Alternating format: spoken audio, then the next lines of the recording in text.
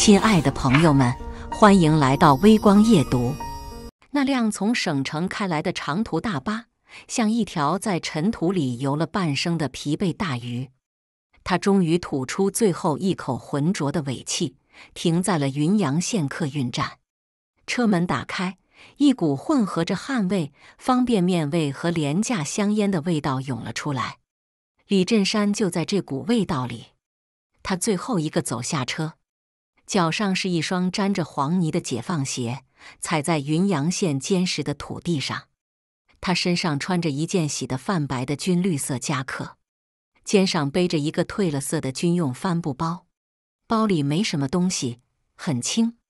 他抬頭看了看天，雲陽縣的天灰蒙蒙的，和20年前他離開時一樣。一個戴草帽的大叔湊過來，遞上一支煙，煙很嗆人。兄弟，也是回來找活幹的。大叔的牙很黃。李振山搖了搖頭，戒了。大叔收回烟，咧嘴笑了笑。當兵回來的吧？看你這身板。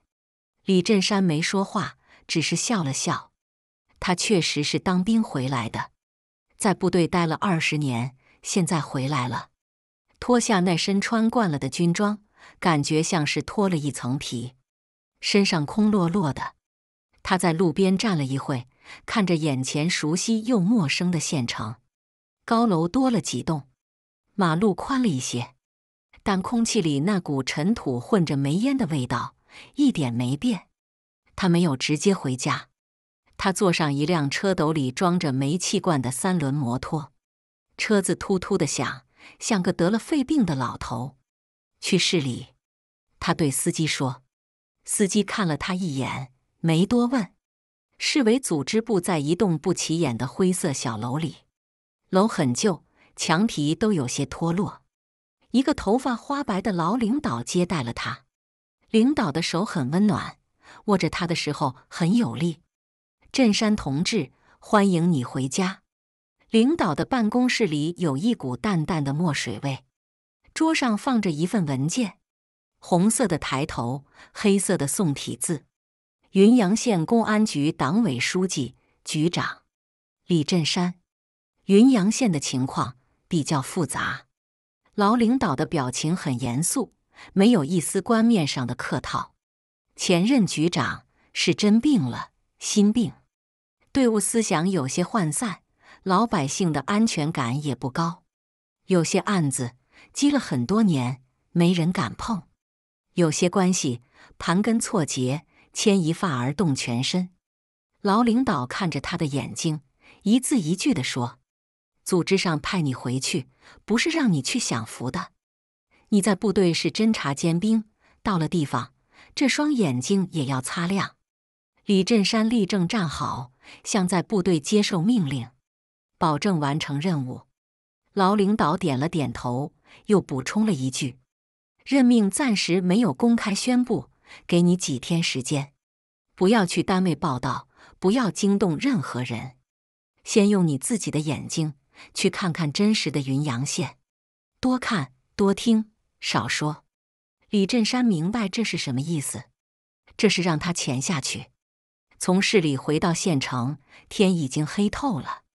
他回了父母留下的老房子，房子在老城區一條很窄的巷子裡，2層的小樓，青磚牆，木格窗。他用鑰匙打開那把生了鏽的鐵鎖，門軸發出吱呀一聲呻吟，一股濃重的霉味和灰塵味撲面而來。他沒有開燈，在黑暗裡站了很久。這裡是他的家，他走了20年，家也在這裡等了20年。他從帆布包裡拿出一條毛巾，一塊香皂，打了一盆冷水，擦了擦臉和脖子。水很涼，讓他清醒了許多。他沒有去睡床上那張鋪着塑料布的床，他在一張舊竹椅上坐了一夜。接下來的3天，李振山像一個幽靈，在雲陽縣遊蕩。他每天早上5點起床，去早點攤吃一碗2塊錢的豆腐腦，2個油條，聽攤主和食客們聊天。他們聊菜價，聊孩子上學，聊誰家又拆遷了。聊得最多的是一個叫王總的人。王總拿下了城東那塊地王。王總的車換成了大奔。王總和縣裡的哪個領導是拜把子兄弟？人們說起王總的時候，語氣裡混雜着羨慕、嫉妒和一絲畏懼。白天，他去城裡的茶館坐着，花5塊錢要一壺最便宜的茶，能坐一下午。茶館裡龍蛇混雜，有談生意的，有打牌的，有吹牛的。他聽見有人說，在雲陽縣沒有王總點頭，別想安安生生做工程。他也去了城北的河灘，那裡以前是孩子游泳的地方，現在成了一個簡易的垃圾場。晚上總有些無所事事的年輕人騎着摩托車在這裡聚集，他們抽着煙，說着髒話，眼神裡是無處安放的躁動。李振山把這一切都看在眼裡，記在心裡。他像一塊乾燥的海綿，拼命吸收着這個縣城的一切信息。第3天下午，他的那部老式諾基亞手機響了，鈴聲是很多年前的經典和弦，是一個陌生的本地號碼。他接了起來：“喂，是李振山嗎？我是張胖子啊，你還記得不？”電話那頭的聲音熱情的像是要溢出來。張胖子，張宏偉，高中同學，上學時就愛出風頭，現在在縣教育局當個股長。振山，你小子可以啊，轉業回來了也不跟老同學吱一聲，藏得夠深的啊。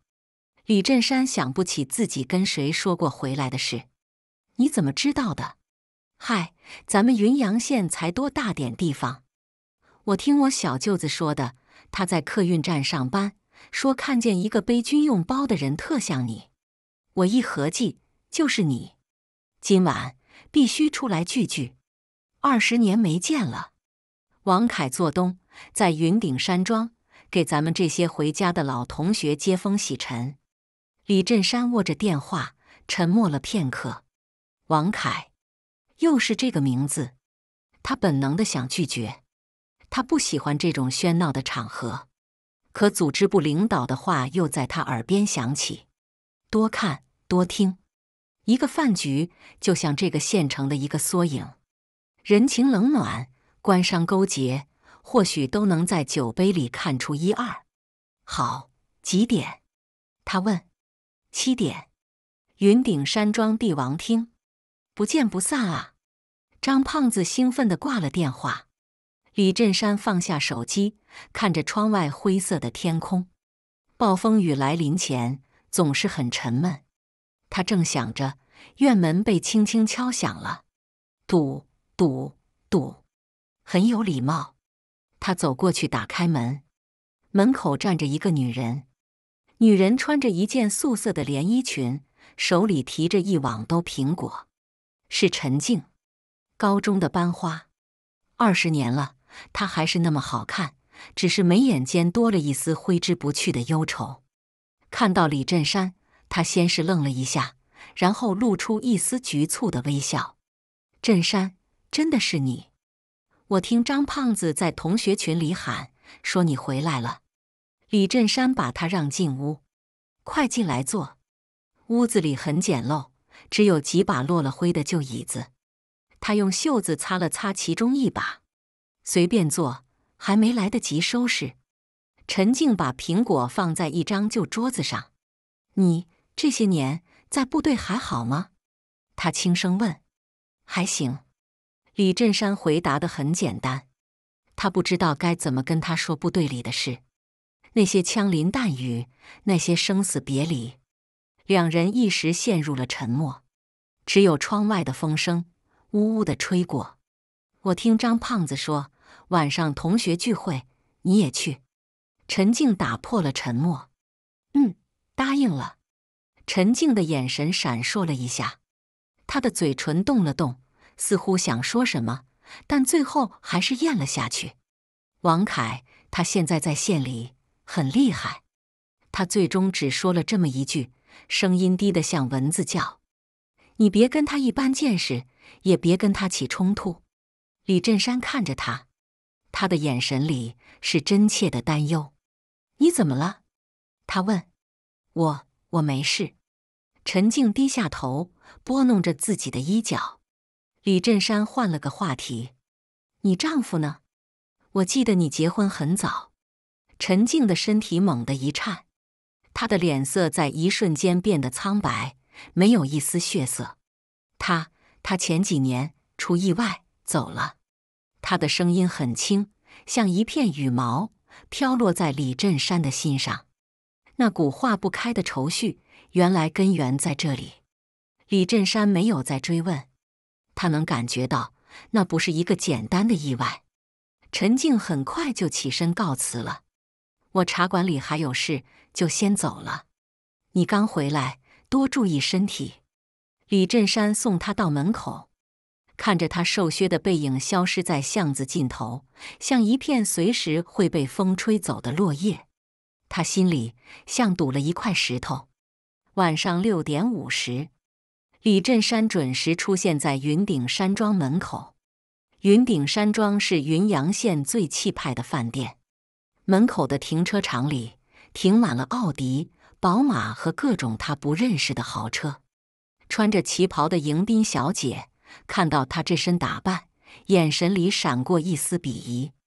但他報出帝王廳和王總的名字後，迎賓小姐立刻換上了職業的微笑。先生這邊請。包廂的門是紅木雕花的，很氣派。推開門，一股熱浪夾雜着煙酒味撲面而來。裡面已經坐了10幾個人，眾星捧月般圍着一個腦滿腸肥的男人。那男人穿着一件阿瑪尼的 T 恤，脖子上掛着一串粗大的金鏈子，手腕上那塊金錶在燈光下閃得人晃眼。正是王凱。哎呦，這不是我們李振山，李大英雄嗎？張胖子第一個看到他，立刻誇張地喊了起來。所有人的目光瞬間都聚焦在了李振山身上。那些目光裡有好奇，有探究，有輕視，還有一絲看笑話的幸災樂禍。王凱眯着他那雙被肥肉擠得只剩一條縫的眼睛，他上下打量着李振山，像是在看一個從鄉下來的窮親戚。然後他爆發出一種極具侮辱性的大笑，哈哈哈哈！振山啊，20年不見，你怎麼混成這個樣子了？他站起身，走到李振山面前，用力拍了拍他的肩膀。那力道不像是老同學的親熱，更像是上級對下級的檢閱。看你這身衣服，加起來有100塊錢嗎？還在一線扛槍當大頭兵吧？1個月津貼多少啊？夠不夠在雲頂山莊吃頓飯的？包廂裡響起一陣鬨堂大笑，笑聲裡充滿了優越感。李振山面無表情，他的眼神像一口深井，不起一絲波瀾。他找了一個離王凱最遠的角落坐了下來。陳靜也在，他今天化了淡妝，但依然掩蓋不住臉上的憔悴。他坐在另一個角落，低着頭，像是不想參與這場鬧劇。來來來，振山，別客氣。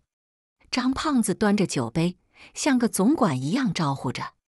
今天咱們王總說了，全場消費他買單，大家敞開了吃，敞開了喝。振山，你在部隊肯定吃不着這些好東西，多吃點。張胖子的語氣像是對一個乞丐的施捨。酒席開始，王凱自然是當之無愧的主角。他唾沫橫飛地講述着自己的發家史。想當年，我拿下城東那塊地的時候，多少人眼紅啊！住建局的劉局長親自給我打電話，說：“小王啊，這個項目非你莫屬。”後來，高書記還請我去他辦公室喝茶，說雲陽縣的建設就要靠我們這些有魄力的企業家。他一邊說，一邊用肥碩的手指點着江山。桌上的其他人都成了他的捧哏。王總就是有遠見。王總跟高書記的關係，那可不是一般人能比的。我們雲陽縣要是沒有王總，經濟得倒退10年。酒過3巡，王凱的臉喝得像豬肝一樣，他的目光又落在了沉默的李振山身上。振山啊，不是我說你，你這人就是太老實，太死板，在部隊待傻了吧？現在這個社會，光靠一身傻力氣有什麼用？要靠這個。他用手指了指自己的腦袋，還有這個，他又指了指自己的人脈。你看看你，20年混出個什麼名堂了？轉業回來，工作找好了嗎？是不是要去哪個單位看大門啊？一個在鄉鎮府當辦公室主任的同學立刻接上了話：振山，王總這是為你好。聽哥一句勸，部隊那套在社會上行不通。你這沒關係沒背景的，組織上能給你安排什麼好工作？王凱很滿意這個鋪墊，他清了清嗓子，擺出一副救世主的姿態。振山，看在老同學的份上，哥拉你一把，別去等什麼組織安排了，來我公司，我給你個副總的職位，專門管保安隊，1個月給你開1萬塊，年底還有獎金，怎麼樣？比你那點可憐的津貼強多了吧？他又轉向其他人，大家給評評理，我王凱對老同學夠不夠意思？夠意思。王總太仗義了。振山，你還愣着幹什麼？快敬王總一杯啊！這可是天上掉餡餅的好事。所有人都看着李振山，等着他感恩戴德地接受這個恩賜。李振山端起面前的茶杯，茶水已經涼了。他喝了一口，潤了潤乾燥的喉嚨。謝謝。他只說了2個字，然後又補了一句：我剛回來，組織上還在安排。這個回答讓王凱很不滿意，他覺得自己的權威受到了挑戰。一個大頭兵居然敢拒絕自己的好意，他的臉色沉了下來。組織安排？組織能給你安排個局長當嗎？他譏諷地笑了起來。行，你清高，你有骨氣，我倒要看看你最後能安排個什麼好去處。王凱覺得無趣，便把矛頭轉向了另一個目標。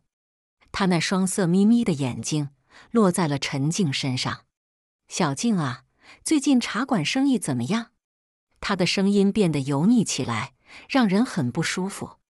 你一個女人家家的，帶着個孩子，撐着那麼個店，不容易啊。陳靜的身體明顯僵硬了一下。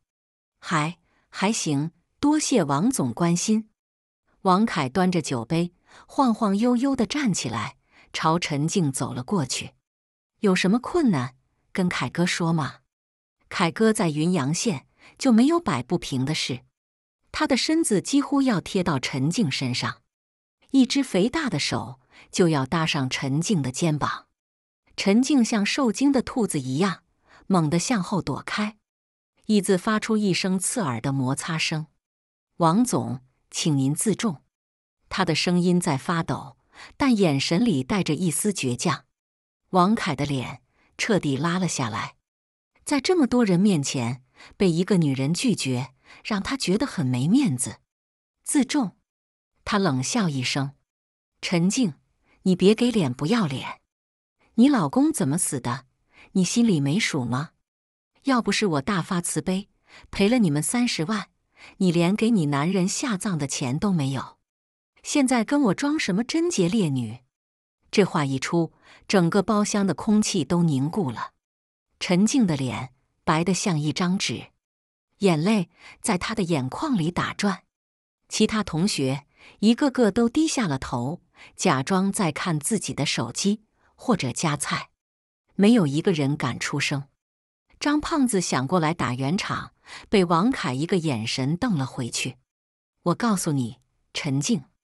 王凱的聲音像毒蛇一樣。城管隊的老張，消防隊的李隊，都是我鐵哥們。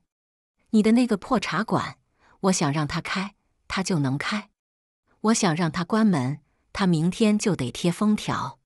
你自己掂量掂量吧。赤裸裸的、毫不掩飾的威脅。陳靜的嘴唇被咬出了血印，她渾身都在顫抖，卻一個字也說不出來。李振山一直沒有說話，他只是靜靜地看着，看着王凱的囂張跋扈，看着同學們的麻木不仁，看着陳靜的無助和絕望。他放在桌子下面的手已經握成了拳頭，指節因為過度用力而發出輕微的咯咯聲。他兜裡的那部老式諾基亞輕輕震動了一下，是一條短信。他沒有拿出來看，他知道那是什麼。飯局在一種詭異的氣氛中結束了。王凱似乎也覺得沒意思了，大喊一聲買單。一群人簇擁着他，像古代的太監簇擁着皇帝一樣，浩浩蕩蕩地走向前台。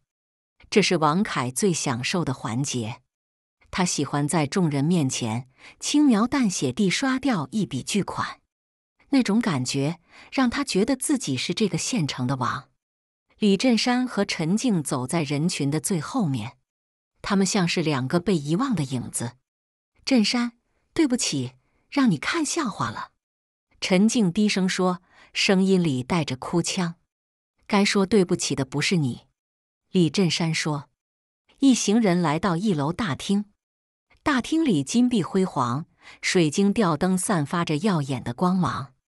王凱從他的愛馬仕皮夾裡慢悠悠地抽出一張金色的銀行卡，他準備把卡遞給前台那個漂亮的服務員。就在這時，一個穿着筆挺西裝、戴着金絲眼鏡的中年男人從經理辦公室裡急匆匆地走了出來。他是雲頂山莊的總經理趙海平，在雲陽縣，這也是1號響當當的人物。趙總經理本是準備去巡視餐廳的，他的目光習慣性地掃過大廳，然後他的視線定格了。他看到了人群外圍的那個男人，那個穿着舊夾克、背着帆布包、氣質與這裡格格不入的男人。趙總經理的瞳孔在一瞬間劇烈收縮，他的呼吸都停滯了半秒。前天就在縣委高書記的辦公室裡，他有幸見過這位新局長一面。當時高書記親自給倒水，態度恭敬地讓他心驚。書記說，這是從野戰部隊下來的英雄，是來給雲陽縣的天空掃除陰霾的。趙總經理當時就把這張臉、這個眼神刻在了腦子裡。他做夢也想不到會在這裡以這種方式再次見到這位大神，而且看樣子還被王凱那幫人給怠慢了。趙總經理感覺自己的後背瞬間被冷汗浸透，他來不及思考，幾乎是連滾帶爬地衝了過去。他沒有理會正舉着金卡、一臉得意的王凱，他直接穿過人群，像一顆出膛的炮彈，衝到了李振山面前。在所有人驚愕到呆滯的目光中，趙總經理對着李振山深深地鞠了一躬，一個標準的90度鞠躬。他的聲音因為極度的恐懼和緊張，尖銳的有些變調。李局，您怎麼到這兒來了？也不提前打個招呼，我們好做安排啊。李局，這2個字像一顆深水炸彈，在死寂的大廳裡轟然引爆，整個世界仿佛被按下了靜音鍵。前台服務員的職業微笑僵在了臉上，幾個正準備離開的食客停下了腳步，好奇地望過來。而王凱的那群同學有一個算一個，全都石化了。張胖子那張肥臉上的肉因為極度的震驚在不停地抽搐，其他人的嘴巴張得能塞下一個雞蛋，他們的眼珠子幾乎要從眼眶裡瞪出來。所有人的目光都像被磁鐵吸引的鐵屑，死死地定在那個一直被他們嘲笑、被他們無視、被他們當成空氣的李振山身上。王凱舉着金卡的手還僵在半空中，他臉上的得意、炫耀、不可一世，在這一瞬間全部碎裂。剩下的只有滑稽的、荒謬的、徹頭徹尾的錯愕。李局？哪個局？公安局？他不敢想下去。李振山看着眼前這個戰戰兢兢的趙總經理，表情依然平靜。他只是淡淡地看了對方一眼。和老同學吃個飯。他的聲音不大，但在這死寂的大廳裡，卻像雷聲一樣清晰。別聲張。趙總經理還想說點什麼，比如招待不周、請李局恕罪之類的場面話，但他的喉嚨像是被什麼東西堵住了，一個字也說不出來。冷汗已經順着他的鬢角流到了下巴上。就在這時，一個在前台幫忙的年輕女服務員也像是突然想起了什麼。她的父親是局裡的一名老刑警，前2天回家吃飯時，還神秘兮兮地跟他說，局裡要來一個新局長，是從特種部隊下來的，非常厲害。他看着李振山，看着他那身板，那眼神。沒錯，就是他。他慌忙拿起对講機，壓低了聲音，但語氣中的急切和驚慌卻怎麼也掩飾不住。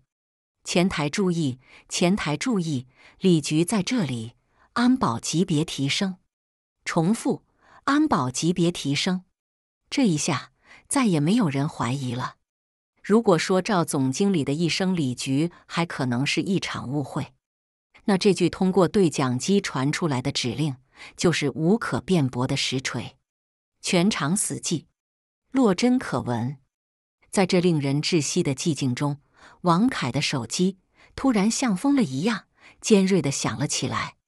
那鈴聲在此刻顯得格外刺耳，格外恐怖。王凱像是被電擊了一樣，渾身一哆嗦。他機械的、僵硬的掏出手機，劃開接聽鍵。電話那頭傳來他最得力的手下，那個負責城東工地的包工頭，撕心裂肺地哭喊：“王總，不好了，出大事了！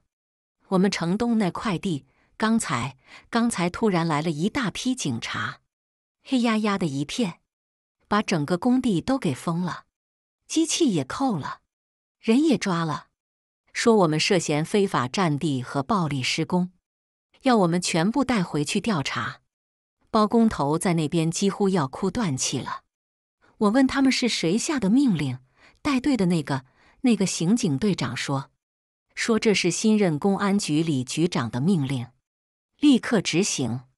王凱的手一軟，那部最新款的蘋果手機啪的一聲掉在光潔冰冷的大理石地面上，屏幕瞬間碎裂成一張蜘蛛網。他像是全身的骨頭都被抽走了。他緩緩地抬起頭，臉色慘白如紙，沒有一絲人色。他看向李振山，那眼神裡充滿了無盡的恐懼、絕望和徹頭徹尾的不敢置信。李振山沒有看他，他的目光像一把出鞘的利劍，緩緩掃過在場所有驚駭萬狀的同學，最後落在了同樣臉色煞白、用手捂住嘴的陳靜身上。他的聲音依舊不大，卻像重錘一樣，一下一下敲在每個人的心臟上。雲陽縣的天該晴了。說完，他轉過身，對那個已經快要虛脫的趙總經理說：“查一下雲頂山莊這幾年的消防和治安記錄，明天早上8點。”送到我辦公室。夜色如墨，雲頂山莊門口，剛才還稱兄道弟的一群人作鳥獸散，他們逃離的速度比兔子還快。沒有人敢再看李振山一眼，也沒有人敢跟失魂落魄的王凱說一句話。王凱像一尊被雷劈過的石像，孤零零地站在那裡。風一吹，他那件昂貴的阿瑪尼 T 恤顯得格外單薄。李振山沒有再理會任何人，他走到路邊，攔下了一輛出租車。車子很舊，座位上有一股煙味。去縣公安局，他對司機說。司機從後視鏡裡打量了他一眼，沒說話，一腳油門踩了下去。車子啟動，將背後那片虛假繁華的燈光遠遠地甩在了身後。縣公安局的辦公大樓在深夜裡像一頭沉默的巨獸，只有幾扇窗戶還亮着燈。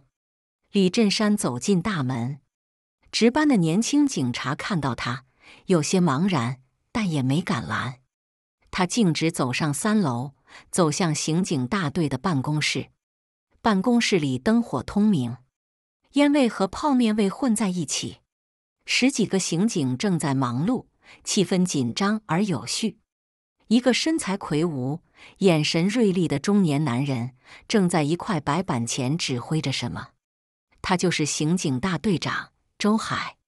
看到李振山進來，周海立刻放下手裡的記號筆，快步迎了上來。李局，他的聲音沉穩有力。情況怎麼樣？李振山問，一邊脫下那件舊夾克。報告李局，城東工地已經完全控制。周海的匯報沒有任何廢話。現場查獲部分偽造的徵地合同，以及一批用於暴力施工的管制器械。初步控制了7名涉嫌威脅、毆打拆遷戶的打手。審訊有進展嗎？嘴都很硬，什麼都不肯說。周海皺了皺眉，都嚷嚷着要找王凱，要找律師。李振山點了點頭，這在他的預料之中。王凱的關係網梳理得怎麼樣了？周海遞過來一個文件夾，文件夾很厚。根據我們前期摸排的情況，王凱這幾年主要靠着縣住建局和國土資源局的幾個人，幾個關鍵的工程項目都是他們一路綠燈批下來的。另外，周海猶豫了一下，聲音壓得更低了。他還和分管城建的吳副縣長走得很近。李振山翻看着材料，上面的人名和關係圖像一張巨大的蜘蛛網，籠罩在雲陽縣的上空。這張網比他想象的還要密，還要大。他合上文件夾，陳靜丈夫的案子卷宗拿給我看。他突然說。周海愣了一下，他沒想到新局長上任燒的第一把火，居然還牽扯到這麼一樁舊案。但他立刻反應過來，沒有任何疑問。是，我馬上去檔案室調。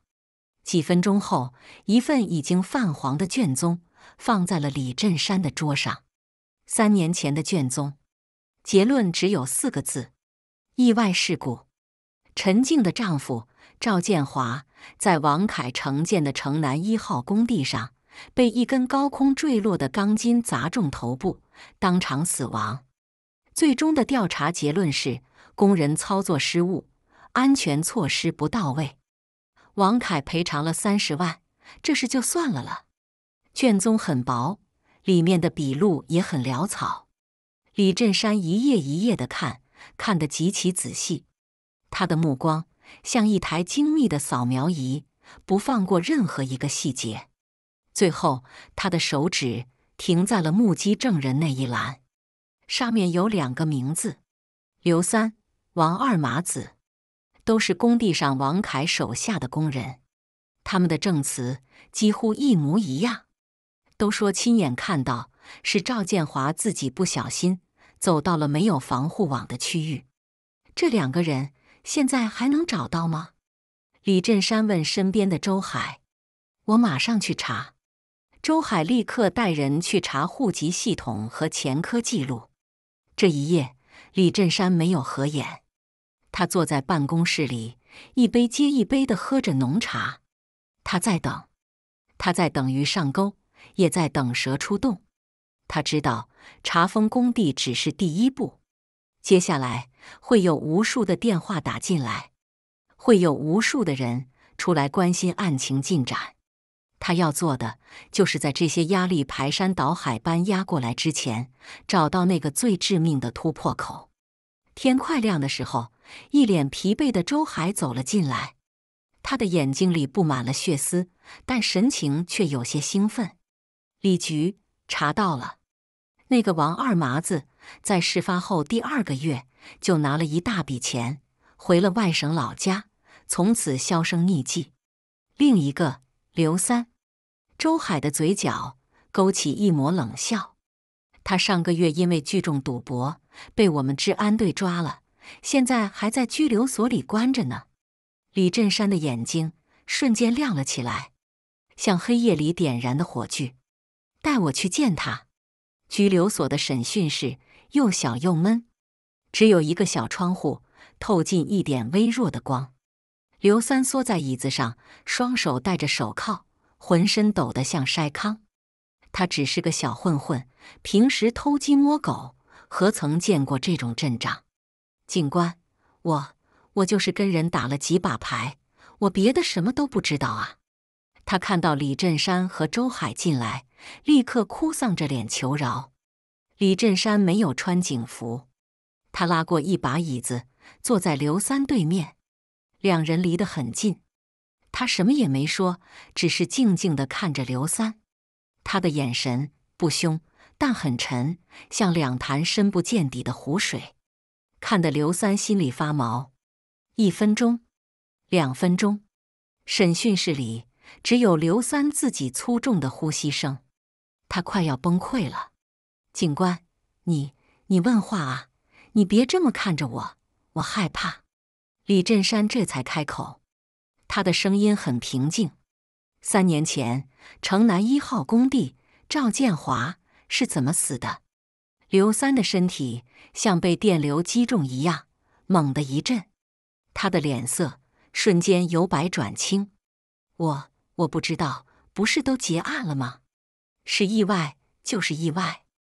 他的眼神開始躲閃，不敢看李振山。是嗎？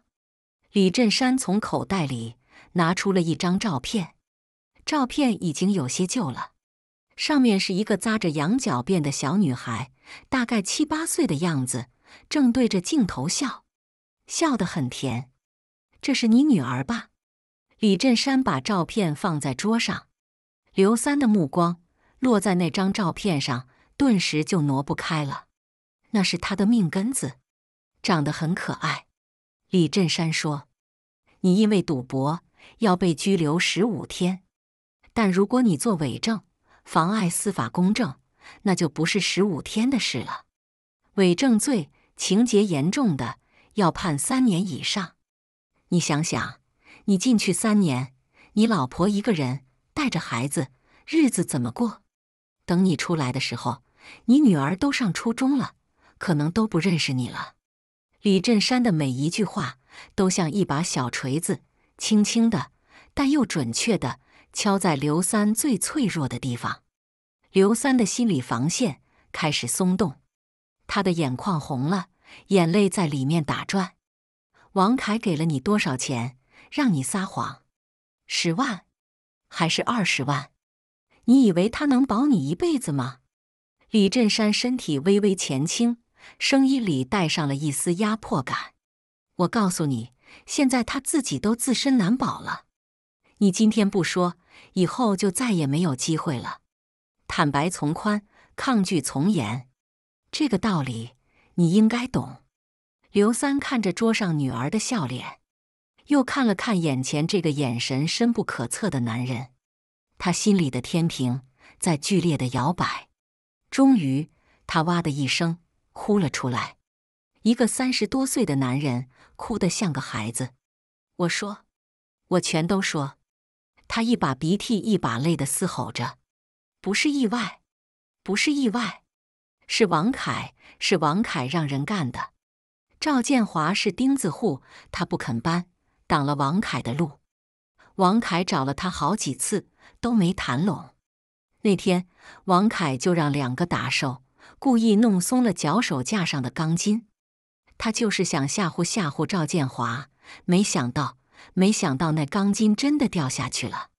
事後，王凱給了我和王二麻子一人10萬塊，讓我們統一口徑，就說是意外。真相終於在哭喊聲中被血淋淋地揭開。李振山走出審訊室，天已經大亮了，初升的太陽將金色的光芒灑滿了公安局的大院。他深吸了一口清晨的空氣，空氣裡沒有了昨夜的沉悶。他兜裡的手機又響了，還是那個老式諾基亞，但鈴聲在此刻卻顯得格外有力，是一個陌生的本地號碼。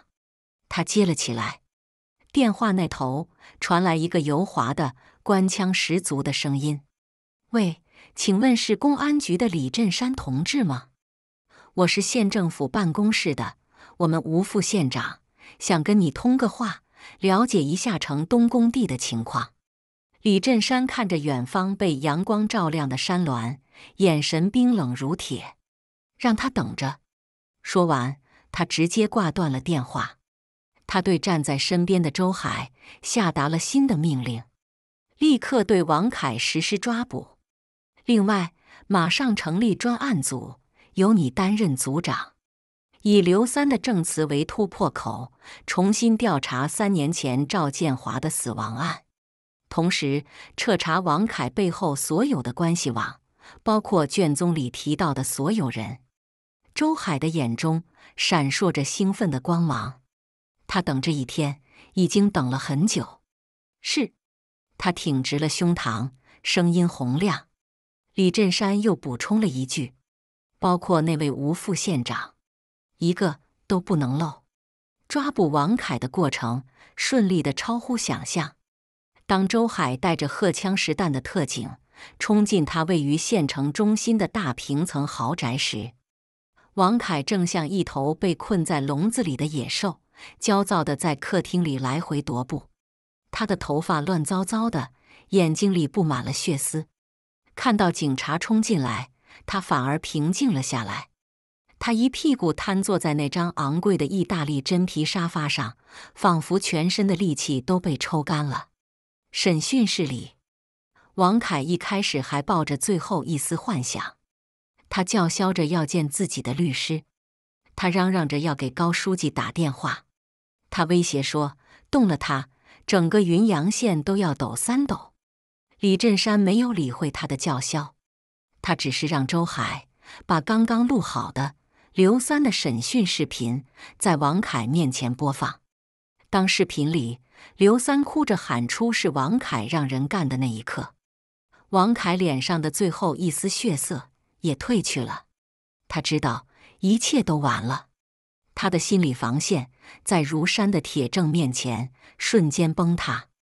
他像倒豆子一樣交代了所有的事情，從如何威逼利誘劉三做偽證，到如何通過行賄拿下各個工程項目，從開設地下賭場謀取暴利，到暴力徵地打傷無辜百姓。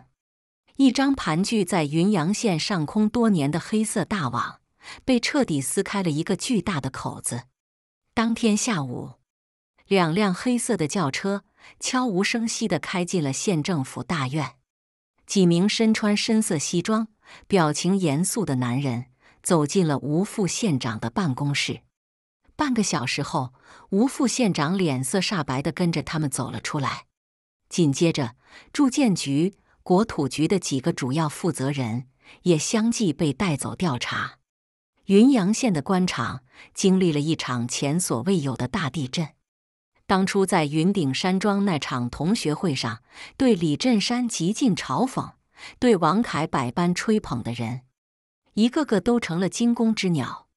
張胖子把自己關在家裡，幾天沒敢出門。他幾次拿起手機，想給李振山打個電話，解釋一下當晚的事情，但他的手指始終沒有勇氣按下那個撥號鍵。整個雲陽縣的社會風氣似乎在一夜之間變得清朗了許多，那些平日裡橫行霸道的小混混都销聲匿跡了。老百姓走在街上，感覺腰桿都挺直了些。半個月後，一個陽光明媚的下午，李振山脫下了穿了半個月的警服，換上了自己的便裝。他慢慢地走在老城區的街道上，他走進了那家掛着靜心茶館招牌的小店。茶館裡很安靜，收拾得乾淨雅致。下午的陽光透過木格窗，在桌上灑下斑駁的光影。陳靜正在吧台後擦拭着茶具，她穿着一件白色的棉布裙子，頭髮簡單地挽在腦後。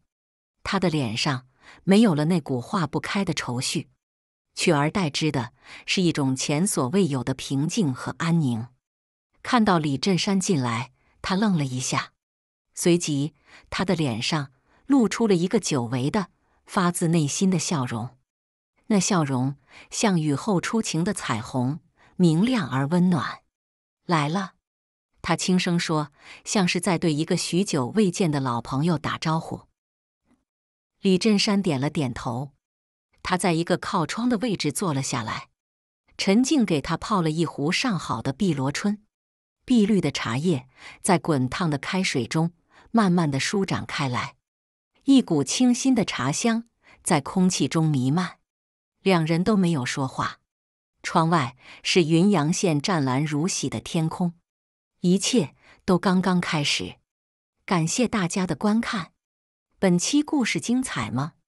歡迎大家在下方評論區吐槽。